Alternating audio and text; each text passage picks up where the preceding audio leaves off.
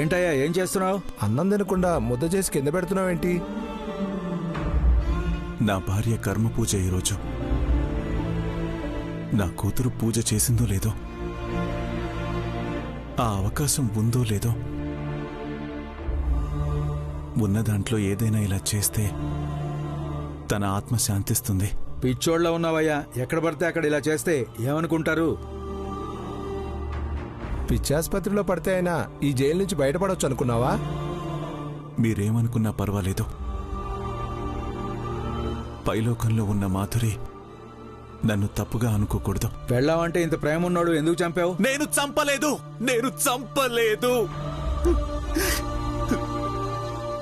మరి శిక్ష ఎందుకు అనుభవిస్తున్నావు?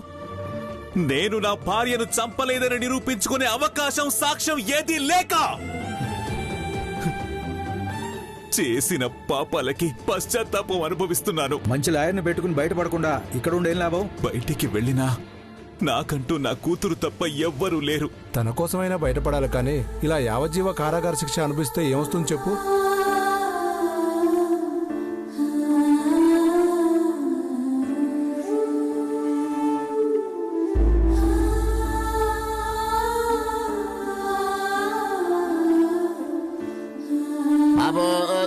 అమృతం బ్రహ్మభోద్భవస్వరం పాతరుదక్షయద్వారా పరమేశ్వరముద్దిశ్య పరమేశ్వర ప్రత్యర్థం అస్మిన్ వర్తమాన వ్యావహారిక చాంద్రమాన వస్తుశ్రీం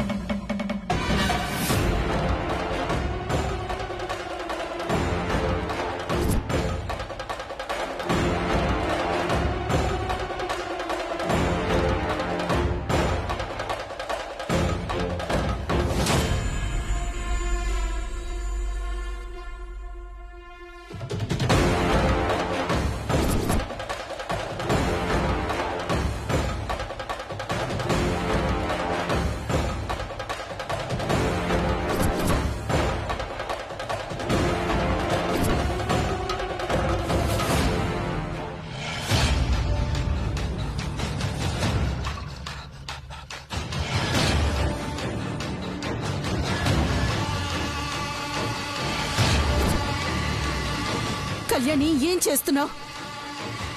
ఇక్కడ చెయ్యొద్దని చెప్పాను కదా. చెరువు దగ్గర చేస్తానని శౌర్యని కూడా అడిగావు కదా. అడిగాను, లొకేషన్ కూడా షేర్ చేశాడు. నా పనేదో నేను చేసుకుందామనుకుంటే నువ్వేం చేసావు? పూజకు కావలసినవన్నీ తెచ్చి అవుట్ హౌస్ లో పెడితే దానికి నువ్వు తాళం పెట్టావు. అప్పటికి నువ్వు వెళ్ళిపోయావనుకున్నాను. నువ్వెలా అనుకుంటావు? పంతులు గారు కానివ్వండి.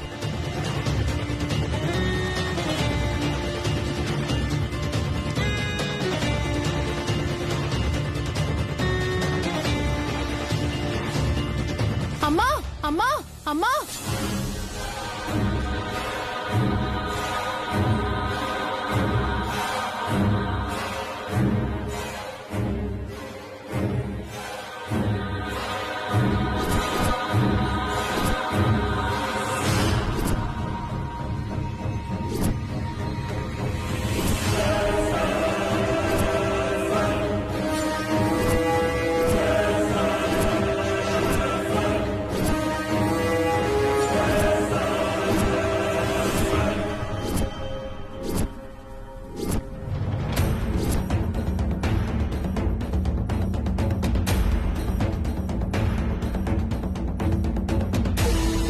చూసారా, ఒక పక్క నా కొడుకు తండ్రి కాబోతున్నాడనే ఆనందంలో మనమందరం పూజ పెట్టుకుంటే ఆ కళ్యాణి అన్నట్టుగానే పంతానికి పోయి మన ఇంటి వాకిలి ముందే కర్మకాండ జరిపిస్తోంది.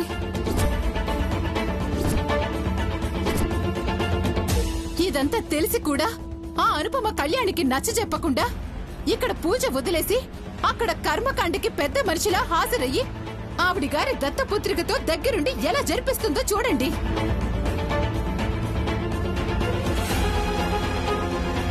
అల్లరి చేస్తే చిన్నపిల్లలనుకున్నాను, మాట తూలితే పెంపకంలో గారాబం అనుకున్నాను, కానీ పంతానికి పోయేంత పెద్ద పిల్లనుకోలేదు. ఇదంతా జరగడానికి కారణం అనుపమే నాన్న. రేపొద్దున నా బిడ్డకి, నా కోడలికి పుట్టబోయే బిడ్డకి లేదా ఈ ఇంట్లో ఎవరికైనా ఏదైనా జరగరాంది జరిగితే దానికి బాధ్యత ఎవరు వహిస్తారు నాన్న?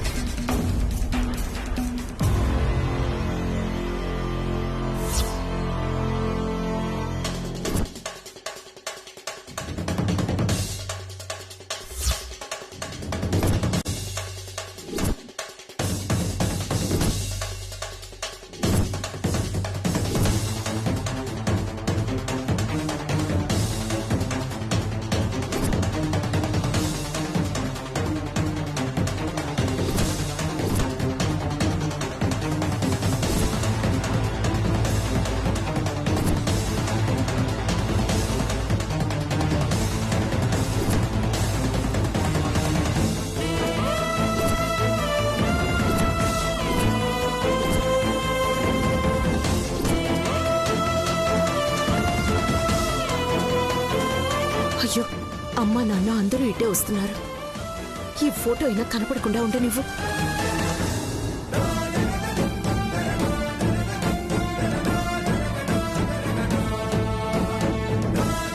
ఎందుకు అలా చేస్తున్నావు?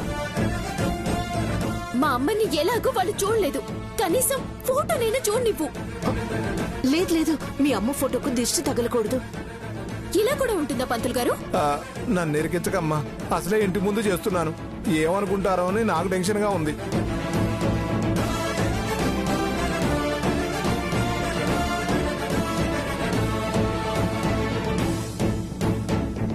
అనుపమ, ఏం జరుగుతుంది ఇక్కడ? వాళ్ళమ్మ ఆత్మశాంతి పూజ నాన్న. ఇలాంటివి ఇక్కడ జరగకూడదని శివ హెచ్చరించినా కూడా ఇలాగే చేస్తున్నారంటే ఏమిటి ధైర్యం? పిండ ప్రదానం కార్యక్రమం నాన్న. నా కోడలు గర్భవతని నీకు తెలుసు కదా అమ్మాయి. ఎందుకిలా మొండిగా చేస్తున్నావు? అనుపమమ్మని అనాలి.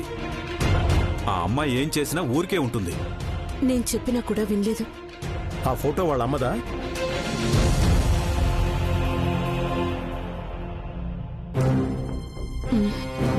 ఏ చూడాలా మీరు? అవసరమా? బయట ఎక్కడో చేసుకోవాలి గానీ ఇంటి ముందు చేయడం ఏంటి? ఈ స్థలమే మీది కాదు, మున్సిపాలిటీ వాళ్ళది.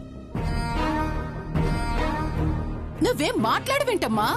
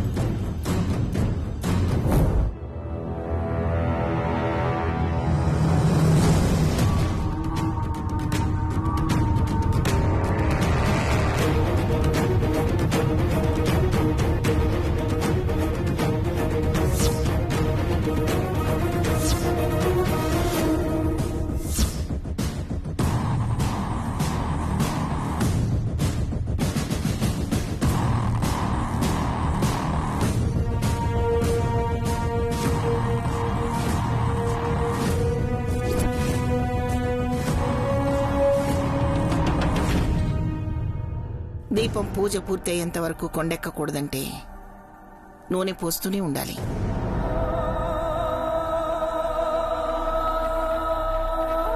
తిడతావనుకుంటే నూనె పోసి పూజ చేసుకోమంటావేంటమ్మా?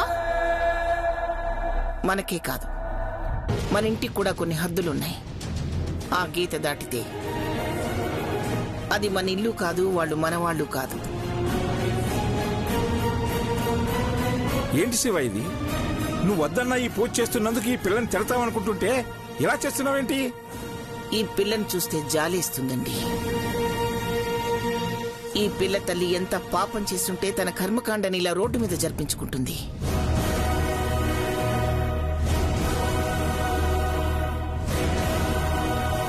ఈ పూజ పూర్తయ్యాక ఎట్టి పరిస్థితుల్లోనే ఈ పిల్ల ఇంట్లో ఉండకూడదు.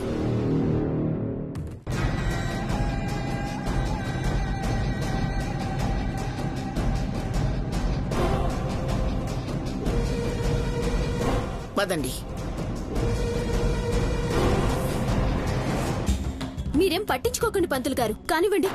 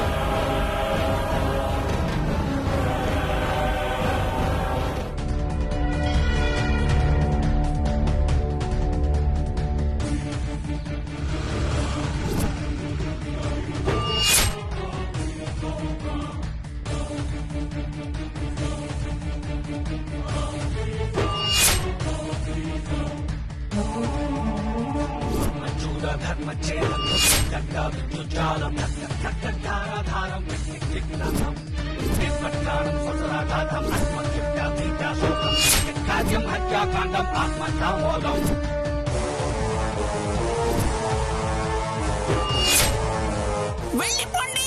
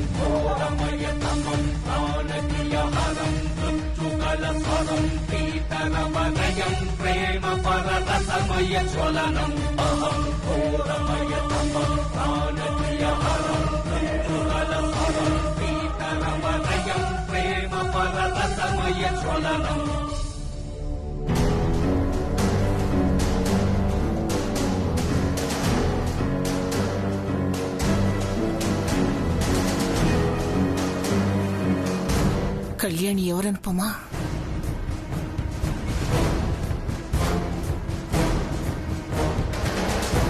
ఆయన కూతురమ్మా.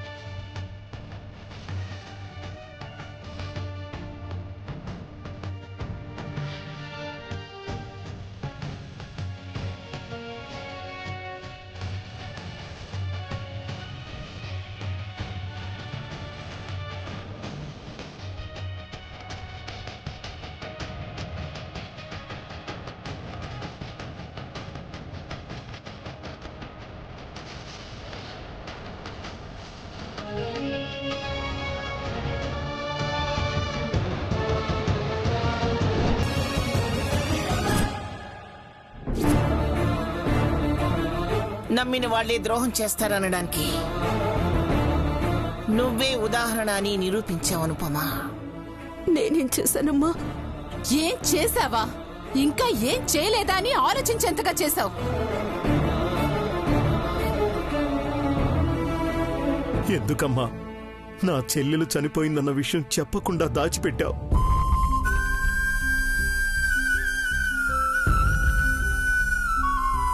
మీ మీకు ఆ ముక్క మాత్రమే చెప్పలేదని మీరు ఫీల్ అవుతున్నారు. మా దగ్గర ఏ విషయమూ చెప్పలేదని, పైగా ఇన్ని నాటకాలాడిందని బాధపడుతున్నామండి. ఫ్రెండ్ కూతురంది. ఆ ఫ్రెండ్ మీ చెల్లెలే అని చెప్పకుండా దాచిపెట్టింది. అజయ్ అన్నయ్య పేరునైతే ఆనందని మార్చేసింది.